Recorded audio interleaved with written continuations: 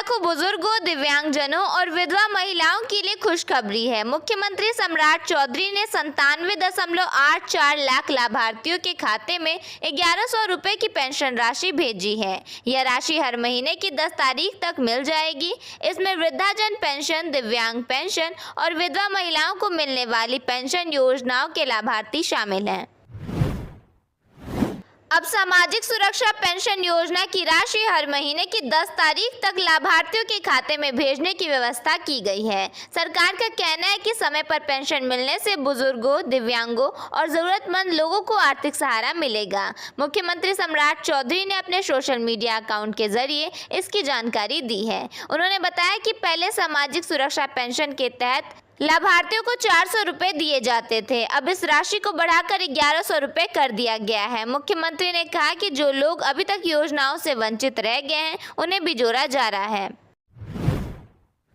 Bhagalpur railway station पर यात्रियों को जल्दी शुद्ध गंगा जल पीने को मिलेगा। 15 करोड़ की महत्वाकांक्षी परियोजना के तहत 10 किमी लंबी पाइपलाइन बिछाई जाएगी, जिसका निर्माण अगले महीने से शुरू होगा। यह योजना स्टेशन पर पानी की किल्लत को दूर करेगी। बिहार के मुख्यमंत्री सम्राट चौधरी ने किसानों को बड़ी राहत दी है। अब प्रदेश के सभी जिलों में किसानों को सुबह 6 बजे से शाम 6 बजे तक यानी पूरे 12 घंटे एग्रीकल्चर फीडर से बिना रुकावट बिजली मिलेगी। यह कदम राज्य में सूखे जैसे हालात को देखते हुए उठाया गया है। किसानों को आर्थिक राहत देने के लिए राज्य सरकार कृषि कनेक्शन पर बेहद सस्ती दरों पर बिजली दे रही है। बिहार में किसानों को सिंचाई के लिए सिर्फ 55 पैसे प्रति यूनिट की दर से बिजली मिल रही है। सरकार इस बिजली दर पर करीब 93% की भारी सब्सिडी खुद उठा रही है, ताकि खेती में आने वाली लागत को कम किया जा सके और किसानों की आमदनी बढ़ सके। इस काम को बेहतर ढंग से लागू करने के लिए राज्य में अब तक 2700 से ज्यादा स्पेशल एग्रीकल्चर फीडर बनाए जा चुके हैं।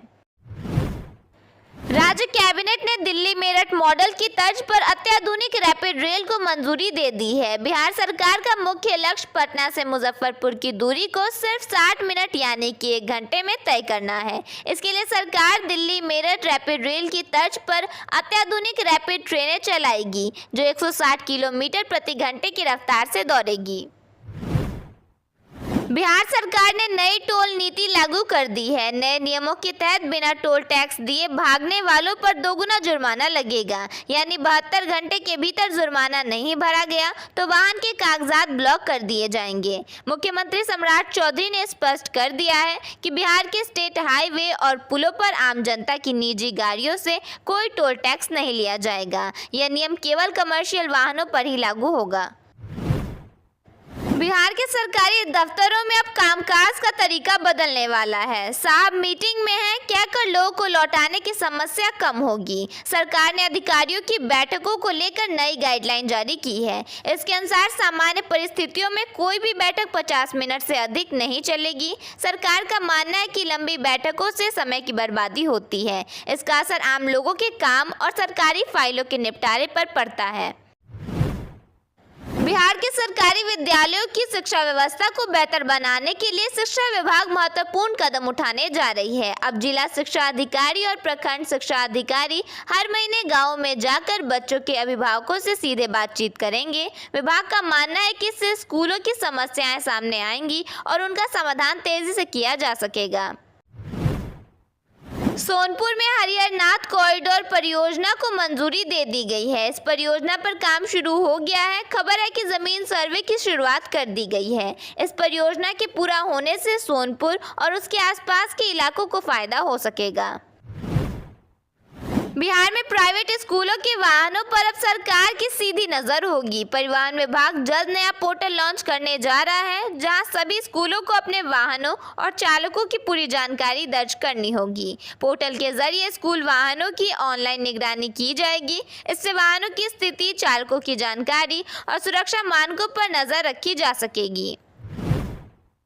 राजधानी पटना में राजेंद्र नगर टर्मिनल के सामने कुम्हरार से स्टेशन जाने वाले मार्ग पर सड़क धंसने से यातायात व्यवस्था प्रभावित हो गई है। विभाग ने क्षतिग्रस्त हिस्से की मरम्मत शुरू कर दी है और सुरक्षा के मद्देनजर ट्रैफिक को डाइवर्ट किया गया है।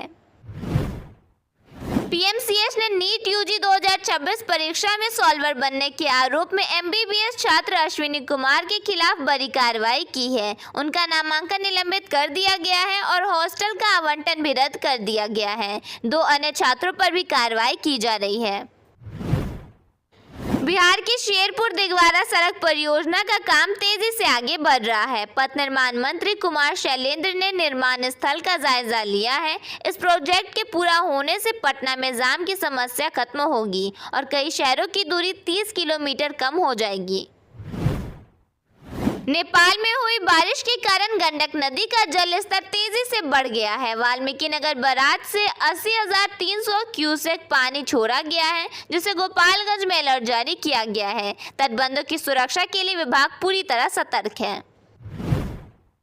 दरभंगा के डरहार गांव में एक होम्योपैथी चिकित्सक के घर भीषण डकैती हुई, जहां बदमाशों ने डॉक्टर की पुत्रवधू को बंधक बनाकर मारपीट की, बाल काटे और इंजेक्शन देकर बेहोश कर दिया। उसके बाद घर में रखे 5 लाख रुपए के गहने और कैश लेकर फरार हो गए। बांकीपुर चुनाव में बीजेपी के प्रत्याशी अभिषेक बंटी ने अपना नामांकन वापस ले लिया है। उन्होंने कहा कि पारिवारिक कारणों से वह चुनाव नहीं लड़ सकते। उन्होंने एक दिन पहले ही नामांकन दाखिल किया था। इसके बाद पार्टी ने नीरज सिन्हा को अपना नया उम्मीदवार बनाया है। एनडीए की बैठक में मुख्यमंत्री नीतीश कुमार शामिल हुए। बैठक के दौरान उन्होंने पूर्व सीएम द्वारा सम्राट चौधरी के काम की सराहना किए जाने का उल्लेख किया। उन्होंने कहा कि सम्राट चौधरी विकास कार्यों को आगे ले जाएंगे। साथ ही मंत्रियों को अपने अपने जिलों का भ्रमण करने का निर्देश भी दिया गया। एक्ट्रेस अंजना सिंह ने खेसारी लाल यादव को लेकर बड़ा दावा किया है। उन्होंने कहा कि खेसारी की पत्नी ने उन्हें एक हीरोइन के साथ पकड़ लिया था। अंजना सिंह ने यह भी कहा कि उन्होंने ऑटो से चलने वाले व्यक्ति को अपनी गाड़ी दी थी। उन्होंने टिप्पणी करते हुए कहा कि मर्द होंगे तो याद होगा। वीआईपी प्रमुख मुकेश सैनी की यूपी पुलिस से बहस हो गई। उन्होंने आरोप लगाया कि सरकार के दबाव में पुलिस उन्हें परेशान कर रही है। मुकेश सैनी ने कहा कि देश में कहीं भी जाना उनका संवैधानिक अधिकार है। उन्होंने यूपी पुलिस को चेतावनी देते हुए निष्पक्ष तरीके से काम करने की अपील की।